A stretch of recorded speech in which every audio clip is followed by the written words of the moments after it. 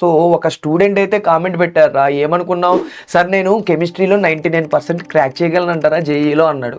So అలాగే మీకు ఆ స్టూడెంట్ అనే కాదు, మీకు ఏదైనా డౌట్ ఉన్నా కూడా కెమిస్ట్రీ రిలేటెడ్గా కానీ ఏమైనా ఎడ్యుకేషనల్ రిలేటెడ్గా ప్రాబ్లమ్స్ ఫేస్ చేస్తే కామెంట్ సెక్షన్లో అయితే కామెంట్ చేసి ఓకేనా. సో దానికి రిలేటెడ్గా సొల్యూషన్ అయితే ట్రై చేద్దాం.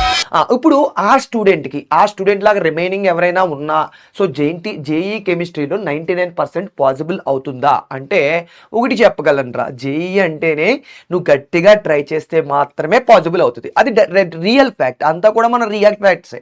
సో 99% రావాలి అంటే నువ్వు ఖచ్చితంగా గట్టిగా ట్రై చేయాలి.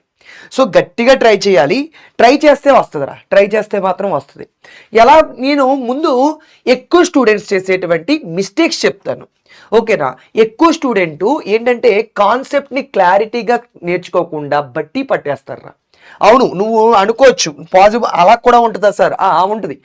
కొంతమంది కాదు, చాలా మంది స్టూడెంట్స్ కాన్సెప్ట్ అర్థం కాలేదనుకో బట్టి పట్టేస్తారు ఆ పర్టికులర్ ఏరియాలో.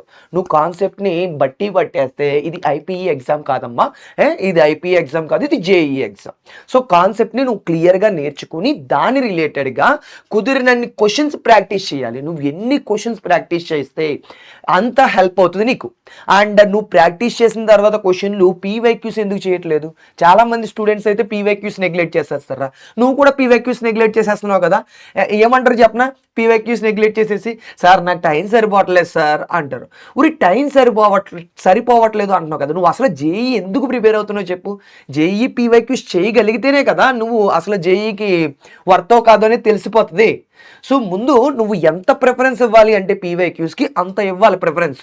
సో ఖచ్చితంగా నువ్వు కాన్సెప్ట్ నేర్చుకున్న తర్వాత టైంని అడ్జస్ట్ చేసుకుంటూ నువ్వు పీవైక్యూస్ అయితే పక్కాగా చేయాలి. సో నువ్వు ఆ పీవైక్యూస్ చేసినప్పుడే నీలో ఫస్ట్ ఆఫ్ ఆల్ కాన్ఫిడెన్స్ పెరుగుతుంది. సో కుదిరినన్ని పీవైక్యూస్ చేసుకోవాలి ఓకేనా.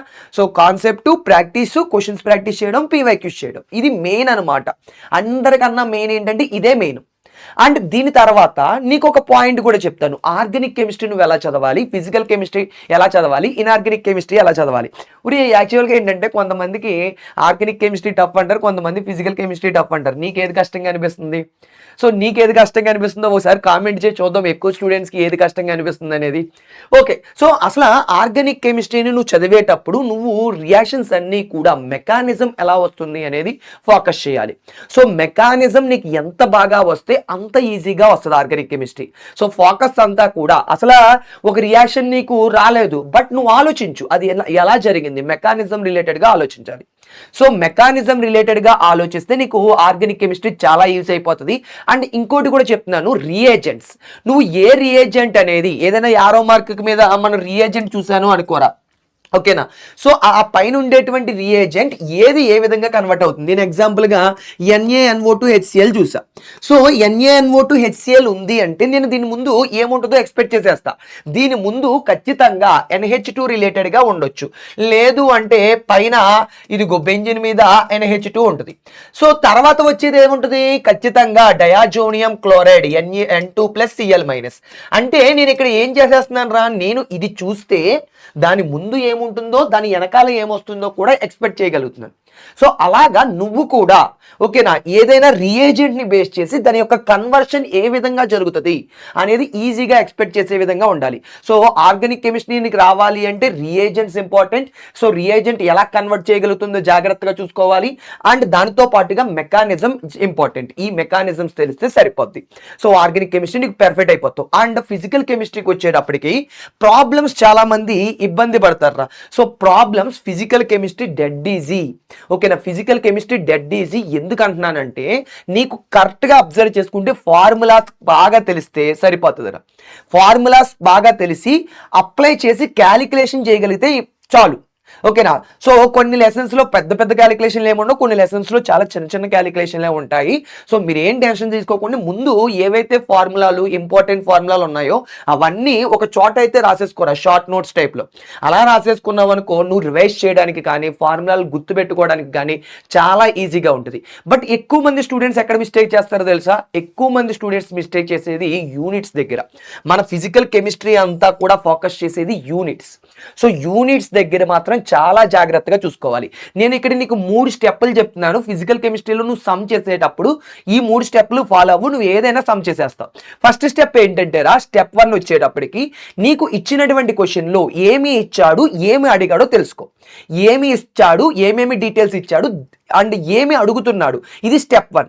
స్టెప్ 2 దీనికి రిలేటెడ్గా అక్కడ వచ్చినటువంటి డీటెయిల్స్ ఉన్నాయి కదా, దానికి రిలేటెడ్గా ఏ లెసన్లో ఏ ఫార్ములా ఉందో చెక్ చేసుకోవాలి. సో ఫార్ములా చెక్ చేయడం, ఫార్ములాలో సబ్స్టిట్యూట్ చేసేసిన తర్వాత స్టెప్ 3 యూనిట్స్. సో ఫోకస్ అంతా యూనిట్స్ మీద పెట్టావా లేదని చెక్ చేసుకోవాలి. ఏ కెమిస్ట్రీ క్వశ్చన్ అయినా ఫిజికల్ కెమిస్ట్రీ నుంచి అడిగాడు అంటే నువ్వు ఈ 3 స్టెప్పుల మీద వెళ్తూ ఉంటే నీకు సరిపోద్ది, ఈజీగా ఆన్సర్ అయితే వచ్చేస్తుంది.